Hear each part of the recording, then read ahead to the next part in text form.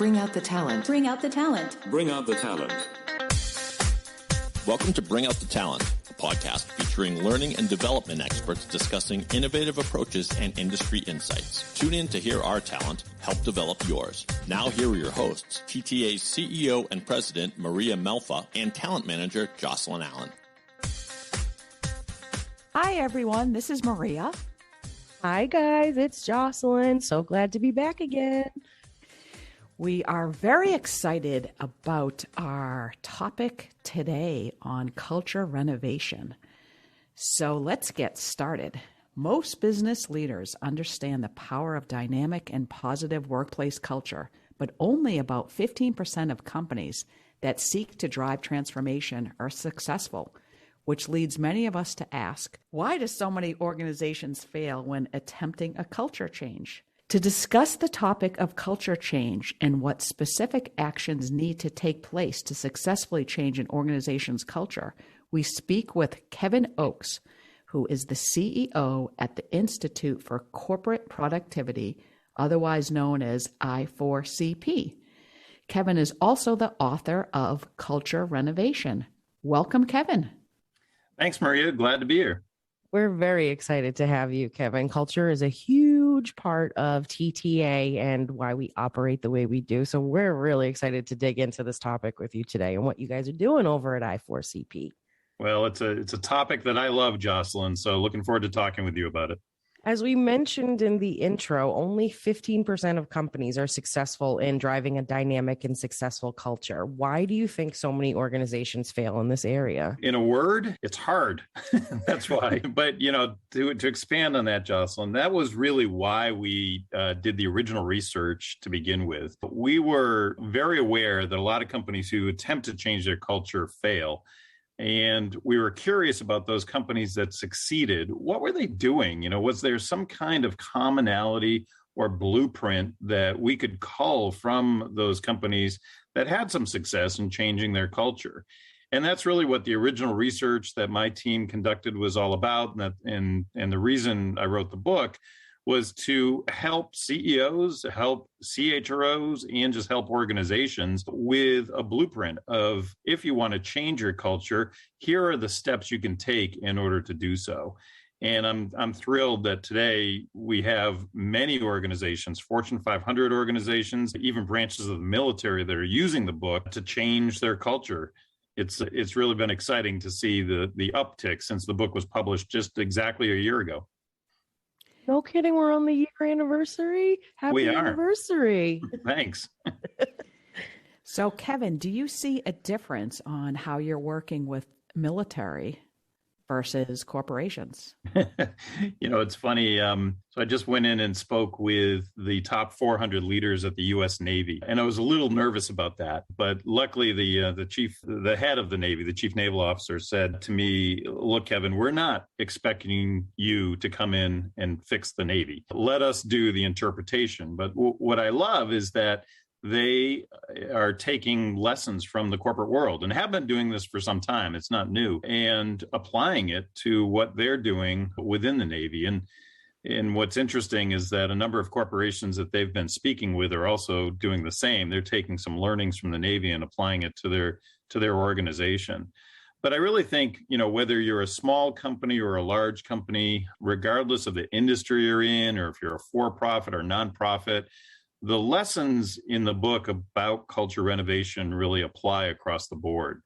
And I tried to profile in the book a wide variety of companies, and I don't even know how many are profiled in the books, probably about 50 or so, where we give real life examples of what those companies have done with their culture.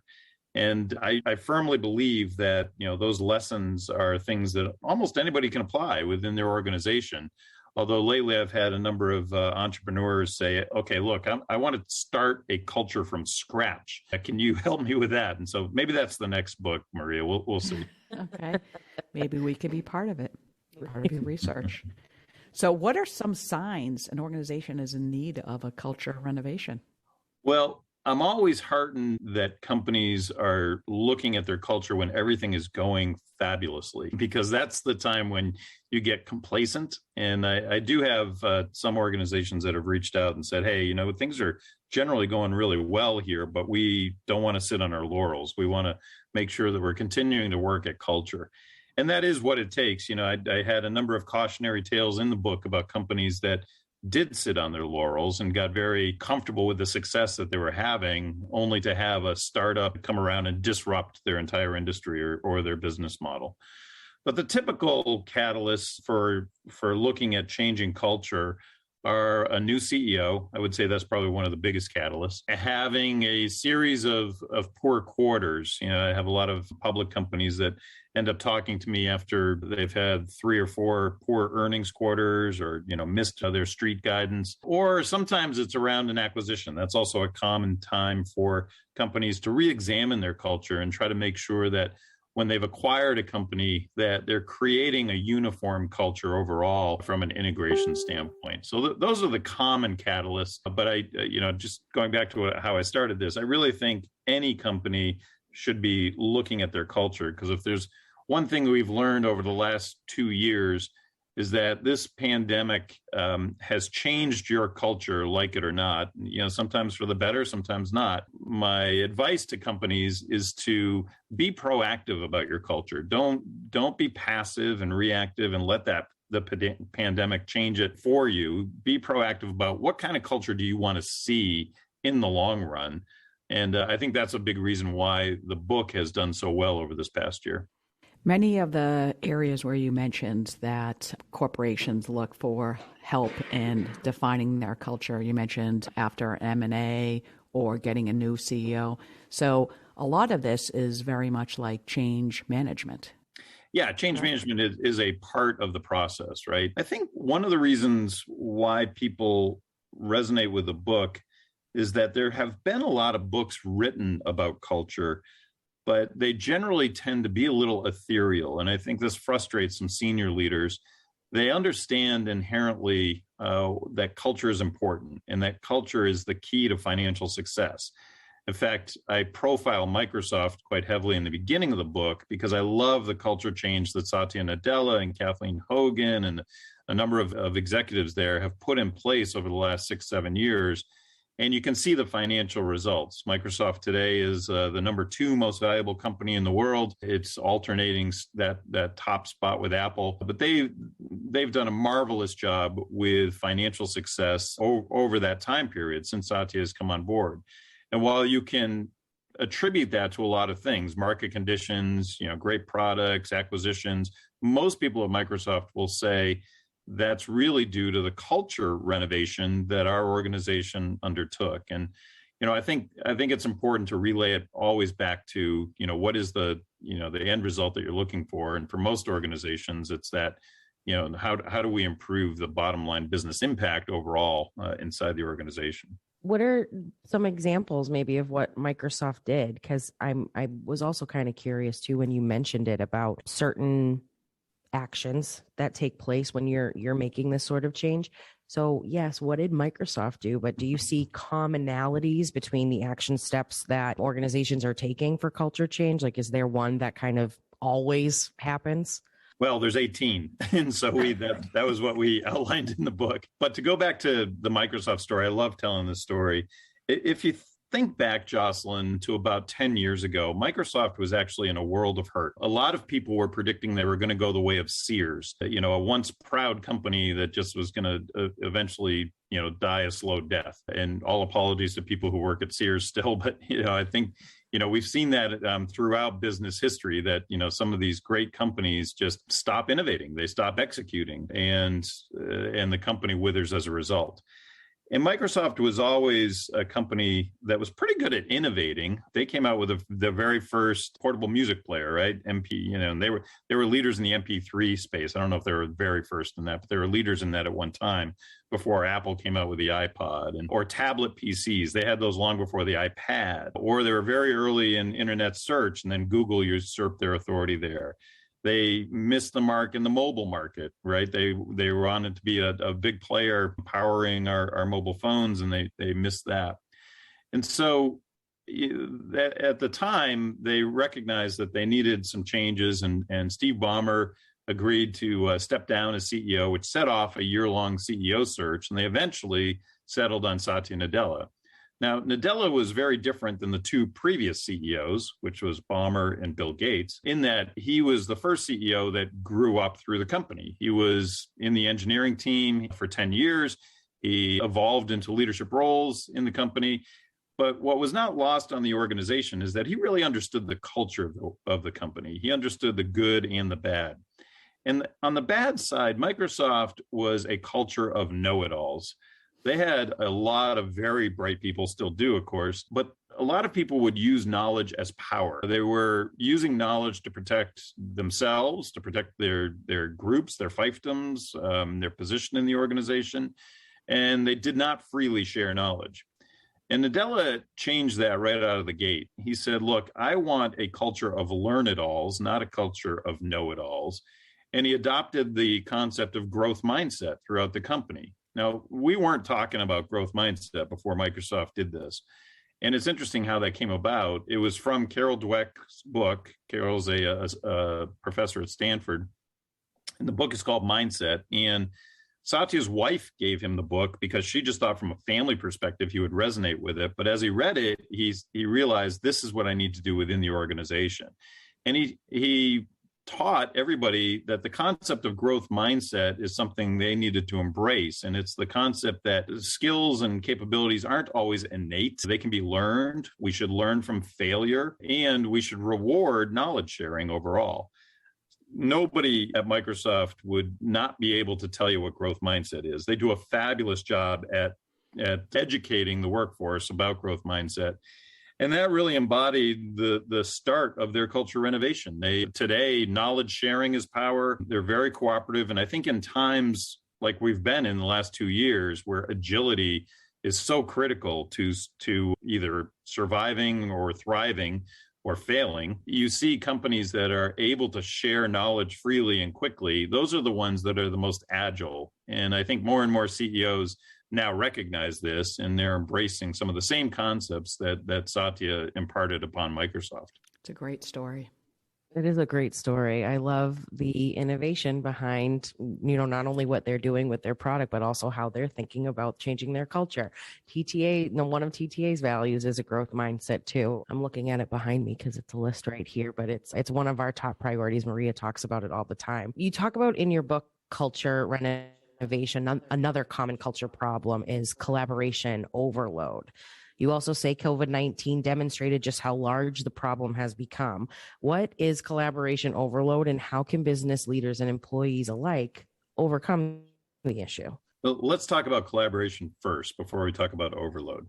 So if you think about your organization or any organization that you've been in, there are typically go-to people in the organization. And these are people that others turn to for subject matter expertise, but often turn to for energy and influence. And there's a lot of people in your life, in work or personal, that you turn to for energy, and you talk to them and you walk away just kind of fired up, right? You get excited by what the conversation was. Conversely, there are others who suck the life out of you after the conversation, right? And you have the opposite reaction. Those people who are in the middle of the beehive, if you will, the ones who are often turned to, are the influencers inside your organization. And many times, if you ask senior leaders who are the influencers in the company, they have no idea, or they miss more than half of them, because senior leaders tend to think in terms of hierarchy. They're not thinking in terms of workflow. Now, those influencers are many, many times, and we've studied this thousands of times, are buried in the hierarchy. Sometimes they're introverts and not extroverts. And so it's kind of easy to miss those. So we're big fans of a science that I outline in the book called Organizational Network Analysis, which you may have heard of. And ONA is a methodology to unearth who is in the middle of that beehive and who's on the outskirts. Who's collaborating with whom, and who's, what silos don't collaborate with anybody. And that happens in a lot of organizations where you have, these groups that just are only communicating or collaborating with themselves. It's important to know who's in the middle of the beehive, because when you're changing culture, those are the people you want on board. And the successful companies like a Microsoft, they enlisted the help of those influencers and energizers and got them involved in the culture change that they wanted to see, because they're the ones that are going to make it happen at the ground level. Now, the downside of those people who are in the middle of the beehive is collaborative overload. We today have a lot of ways to communicate. And, through, just straight email, text, through Slack, through Teams, through other apps, we have the ability to reach people through a variety of methods. And when you're an influencer and energizer, you tend to get hit from all sides. And particularly during the pandemic, where collaboration has increased overall because people generally were remote, what we're finding is that a lot of those people in the middle got burnt out, right? They are suffering from collaborative overload. And it's something that our colleague, Rob Cross, who's a professor at Babson College, has written about. He's got a brand new book out on this very subject, where companies have to make it safe for those people who are suffering from collaborative overload to raise their hand and admit that.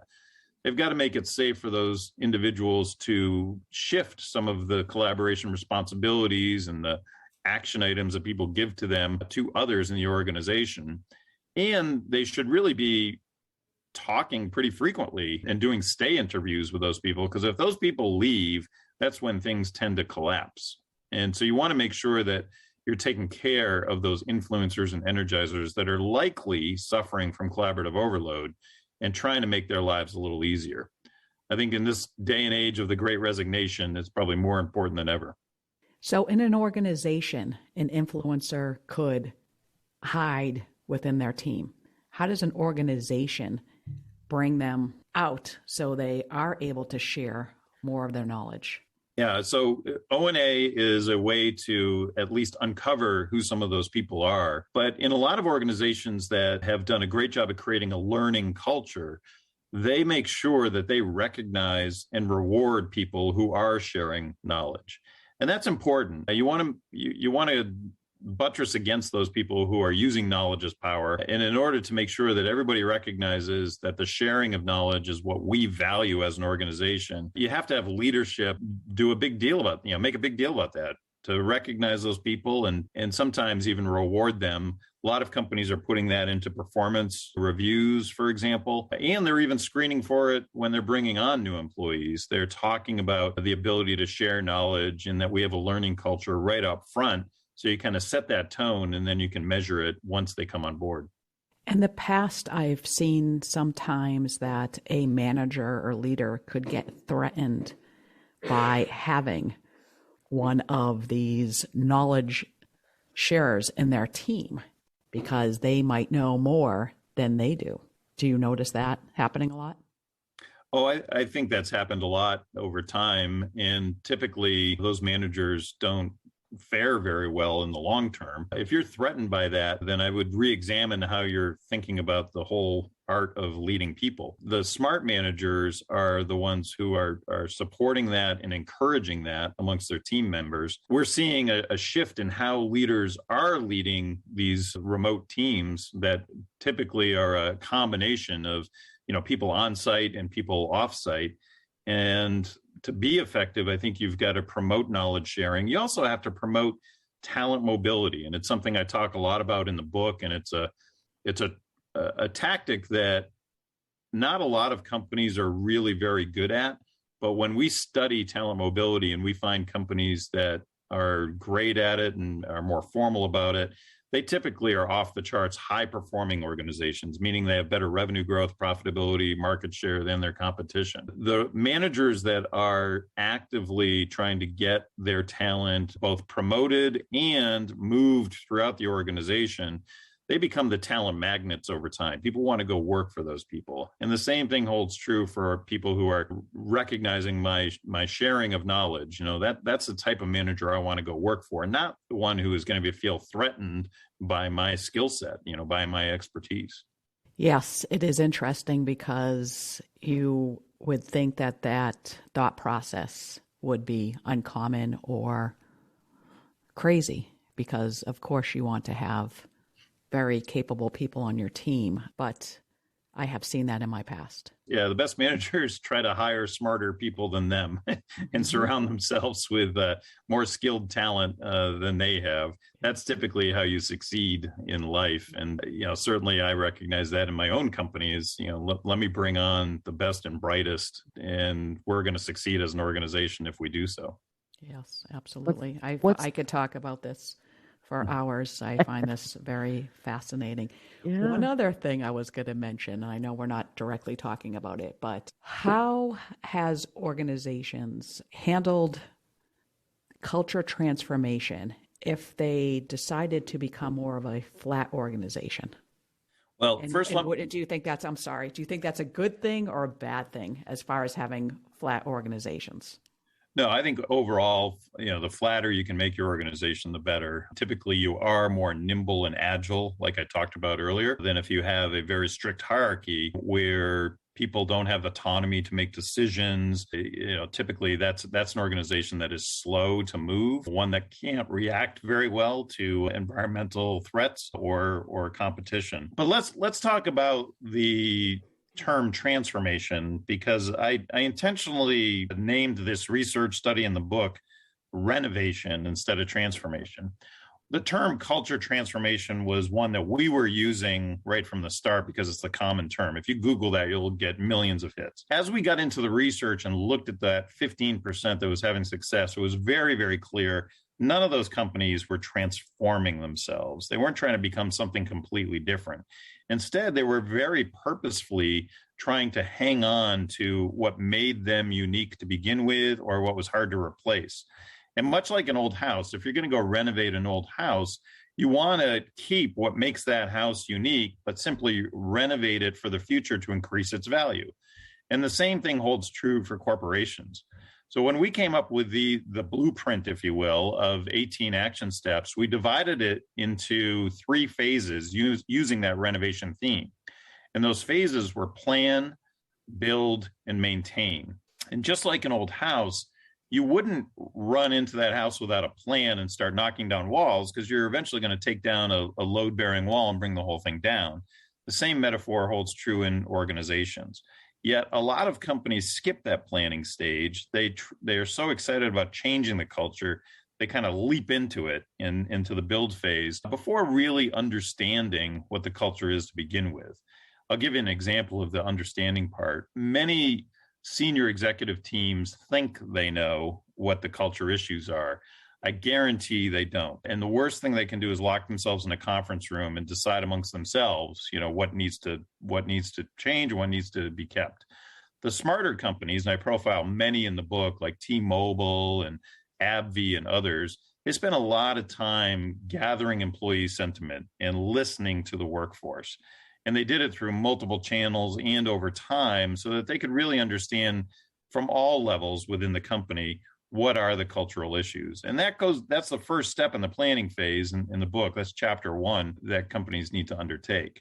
But the other phase that often gets ignored is maintain. And just like an old house, once you've renovated it, if you don't maintain it, then it's going to start to fall back to the disrepair it was in to begin with.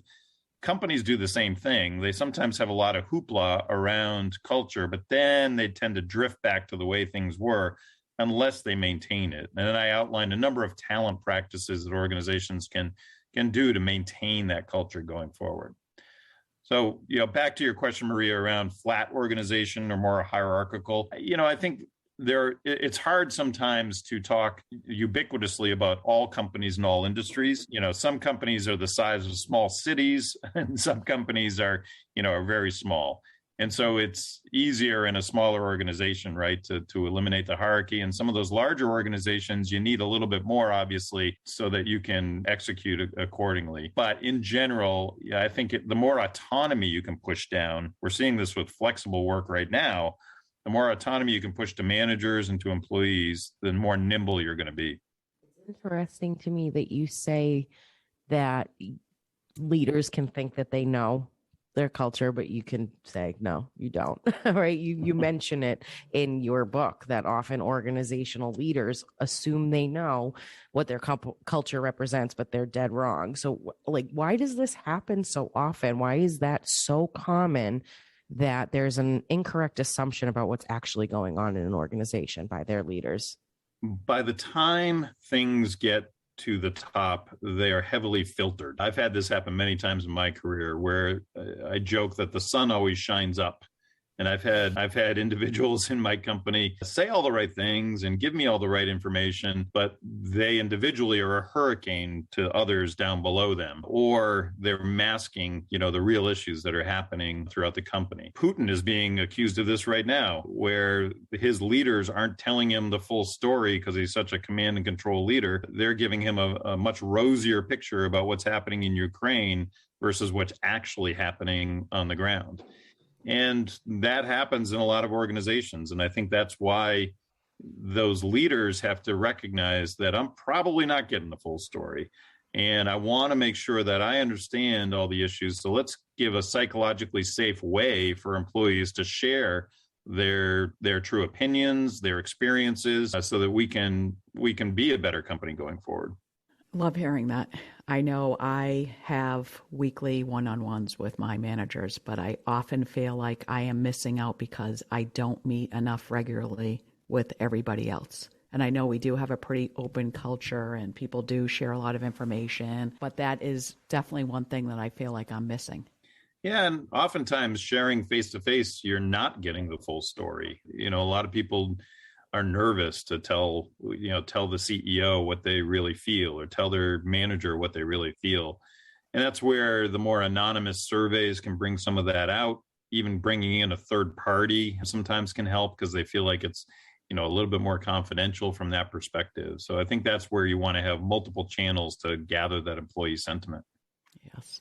We have applied and we've won 3 years in a row for our Boston top places to work, and it's all anonymous feedback. And I was so thankful to see that we had 97.3% of our employees were in the highly engaged column. That's great. Yeah, so that's great. And I know it's certainly has taken time. And, I started this company almost 29 years ago, but it was not always that way. It took a lot of deliberate work and really trying to find the right people. I think a lot of times people underestimate how much one person can affect the entire organization. I know you mentioned like one of the examples where culture change and culture work is needed when you work with organizations is when they hire a new CEO. But I noticed in our company that even when we hire just a senior person in the organization, because we are a relatively smaller company, people tend to get nervous because they're not sure, like as much as you articulate what the person's role is. I realized that I probably had to do it a lot more because you have this new person hiring, you have this new person you hired, you tell everybody what their role is going to be, you have meetings, and then I just stopped. I wasn't communicating that change enough. So some of my employees that have been here for a long time would wonder, okay, well, what is this person going to do? Is this person going to take over my job? Even though I feel that people are pretty comfortable here. I mean, we have a lot of longevity, but it's interesting. And a lot of times people are bringing their own insecurities, with them. So they just assume a lot of different things, but it really, the whole culture thing is just, there's so many different layers to it. Yes, I agree. To your point, I think too, that when culture fits you so well, that almost can create maybe those nerves when those moments come along, because you're like, no, like I keep me. What did I do? Right. When you're just automatically assuming something, it could be coming from like a genuinely good place because of what's been created for them here. And it fits so well. And kind of a piggyback off of that, I also think that when things don't work out from a culture perspective, that it needs to be okay, that culture exists because there's a right place for you. There's like a wrong place for you. You shouldn't be here. You should be working at this type of company, right? So if you're in an organization and culturally it just doesn't seem like the right fit, it doesn't necessarily mean an organization or you are doing anything wrong. It's just there could be a better place there. I think that there needs to be some acceptance of, that just wasn't the right fit. But you know what? More power to you. Like, keep going. I support you. I'm just going to go do it somewhere else, Right.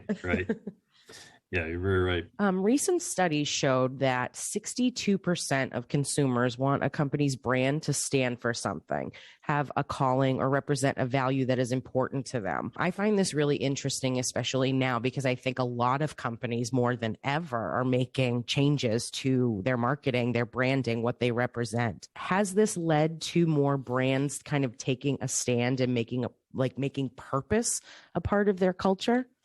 Yeah, there's no question. It's continuing to increase at a very rapid pace. I think particularly in this time period that we're in right now, where unemployment is at 50-year lows and we've had a quit rate at 25-year highs, more and more companies are recognizing their employer brand is something they have to be in more control of. And employees do want to feel like their personal values fit with the corporate values of a company that they're potentially joining or that they're in right now. And it's a little bit tricky for corporations to take stances on everything, but you can see the ramifications. I was interviewing the CEO of Fortune a week ago, and Alan Murray and I were talking about this phenomena, and he was talking to the CEOs of some large hotel chains, like a Hyatt or Hilton or Marriott. And they were on the surface getting some feedback and criticism that they didn't pull out of Russia. But until they made people realize, look, we're housing reporters, we're housing refugees. I mean, there's a lot of people that we're helping as part of this process, and us pulling out isn't going to help. And so that's, I think some of these issues do get a little bit tricky depending on the type of company that you are. But by and large, more CEOs are becoming comfortable in talking about how they feel about a particular social issue or something that's happening in the environment and taking a stance around that, whether it's gun control, whether it's even more controversial issues, even political issues. And some companies have paved the way for this. I profile Patagonia in the book. Patagonia has always taken strong stances, against a number of things, but their goal as an organization is climate change and to improve the world. Now, they have the luxury of being able to take some strong stances because they're a privately owned company and largely owned by their founder, where public companies with shareholders have, a little bit more to think through around these, around their stances. But Nike is another one that, took some early stances and saw the benefits from it. Typically when you do take a stance, you know who your consumers are, and your consumers that support that stance widely applaud it, as do the employees. So we'll see more and more of this going forward, but I think we have to recognize it's not always black and white. It's there's a lot of nuance to stances that people want companies to take.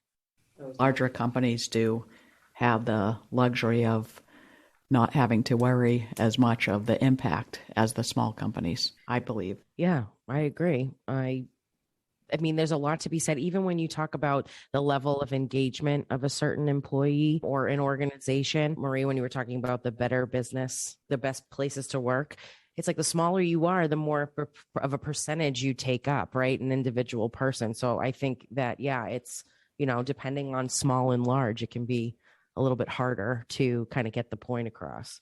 Kevin, how do leaders determine what desired behaviors will best support the company's purpose?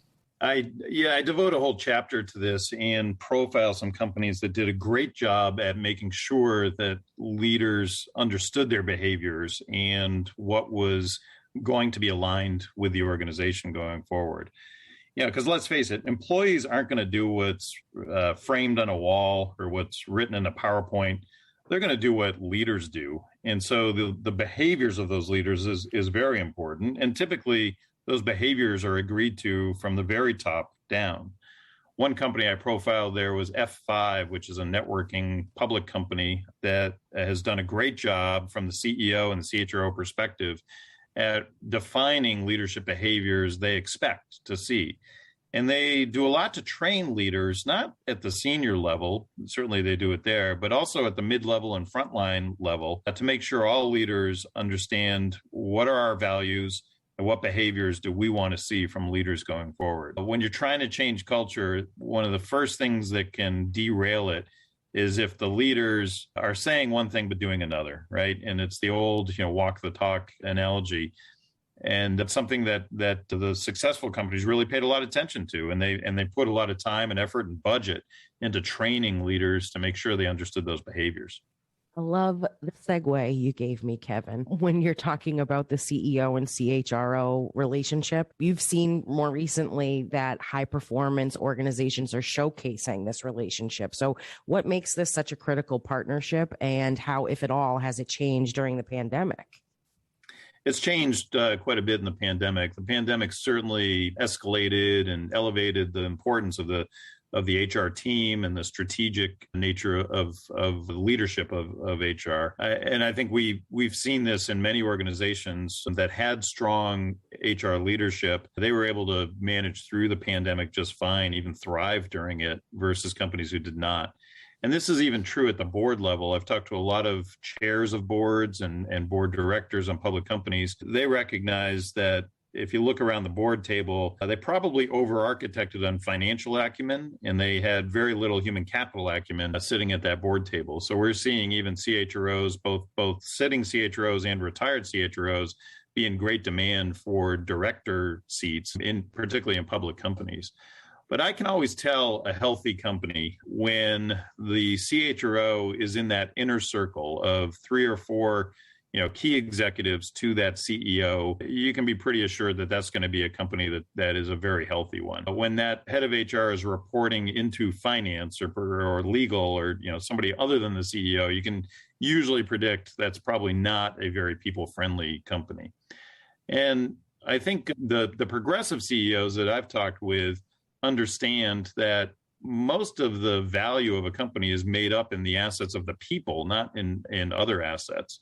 So I need that human capital professional, that leadership by my side, so that we can change things like culture going forward. And most of the companies that I profiled that had great culture change, that CHRO was right in the middle of it and was, the right-hand person to the CEO and helping to make that happen. So we'll see this partnership blossom even more going forward as companies recognize during the pandemic how important it was, but also look at examples like I profile in the book of how those companies have really leveraged the human capital function. So when you're working with organizations, who are you working with? Are you mainly working with the CHRO or the CEO? Like, who's your first point of contact? And I assume the CEO would get involved in something like this. Well, for us as an organization, we're an HR research company, and we do more HR research than anyone on the planet. And as a result, our point of contact is the CHRO in the organizations that we work with. But it's been fun getting involved with more and more CEOs as part of this process, particularly around the topic of culture renovation. I was brought in recently by the CEO of a Fortune 500 company because he's using this entire year to change the culture of the company and using the book as the blueprint of how they're going to do this. And it was enlightening. It was great to see that CEO talk about the importance of learning in their culture, talk about some of the things that he wanted to see as a result of this culture renovation effort and what the outcomes would be at the end of the year, and embrace the HR function in helping him make this happen.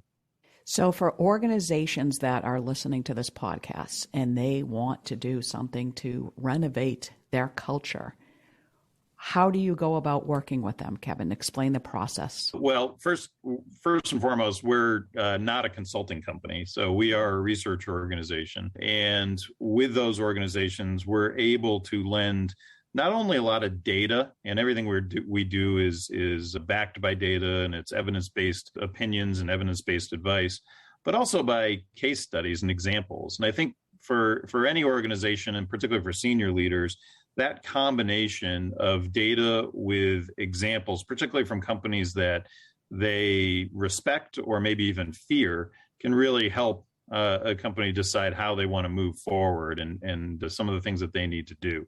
So as an organization, we run a community of tens of thousands of human capital and business experts, And it's all under an umbrella of not having any vendors or consultants in the mix. So it's just a safe haven for those practitioners to leverage each other, to share what works, to share strategies, to share tools.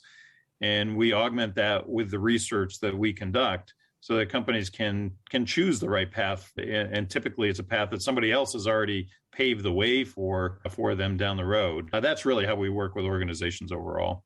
Thank you, Kevin. This has been so informative, Kevin. Yes. I love what you guys are doing over there at I4CP, culture, renovation. I also love the term. I totally get it. My house is 120 years old, so I vibe with that, what you're talking about. This has been really, really great. We look forward to, getting your information out to our listeners. Well, thanks for having me on. It's a fun conversation and just a really important topic that I think is only going to increase, in visibility going forward. So hopefully we'll continue this conversation in the future. Yes, absolutely. We would love to have you back, even host a webinar for a lot of our clients too. Mm-hmm. Excellent. Yes. Awesome. Well, we are at the part of our episode, Kevin, where we put a little pressure on you and ask you some fun questions. It's the TTA 10. It's the TTA 10 final questions for our guest. All right, Kevin. So as I said, this is just a fun little segment where I'm going to ask you some playful questions and we're going to bring a little, I don't know, maybe sass. I feel like I'm sassy. I don't know how you describe yourself, but let's do it.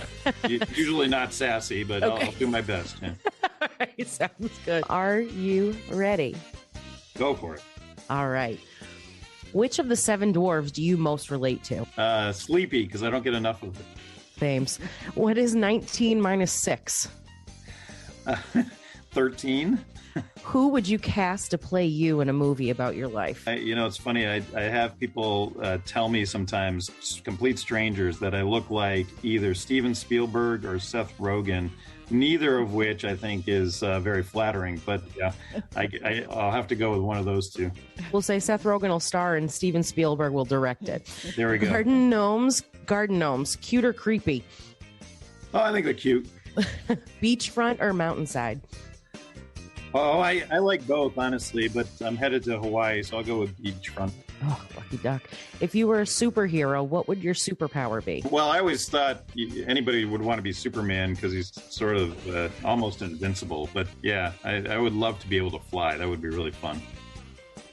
If you could learn a brand new skill today, what would it be? I would love to learn a different language. I don't know any other languages, and I always felt like I should have over my time. If you could eat one meal for the rest of your life, what would you choose? Risotto.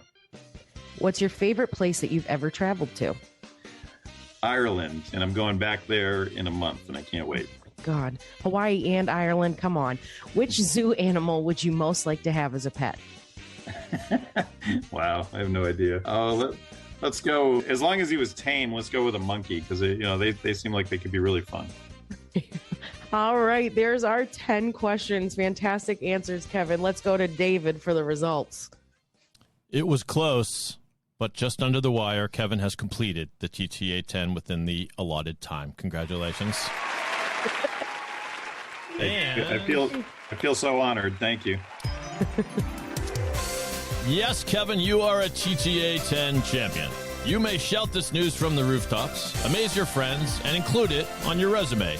Now that you have achieved this coveted honor, you will be respected and loved by captains of industry, heads of state, and TikTok influencers. The sun will shine brighter for you, food will taste better, and life will have new meaning. Congratulations, Kevin. You are a TTA 10 champion. Yeah. Excellent. Thank you so much, Kevin. True pleasure. Yes. Thank you. I appreciate it. It was fun being on the podcast, and thanks for making it fun, Jocelyn and Maria. I really appreciate it. Absolutely. You were fantastic, Kevin. Seriously. Sure. Thank you so much. We look forward to reconnecting. All right. Take care. Thanks, Do Kevin. good things. Yes, you too. Thank you. Bye-bye. Bye. See ya.